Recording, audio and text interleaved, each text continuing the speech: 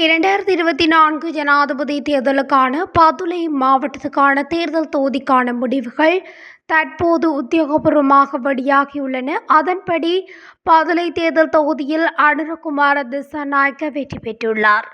அனுரகுமார திசாநாயக்க 17,983 வாக்குகளையும், ரணில் விக்ரமசிங்க 5,345 வாக்குகளையும், சஜித் பிரேமதாச 10,729 வாக்குகளையும், நாமல் ராஜபக்ச 806 வாக்குகளையும், திலித் ஜெயவீர 378 வாக்குகளையும் பெற்றுள்ளனர்.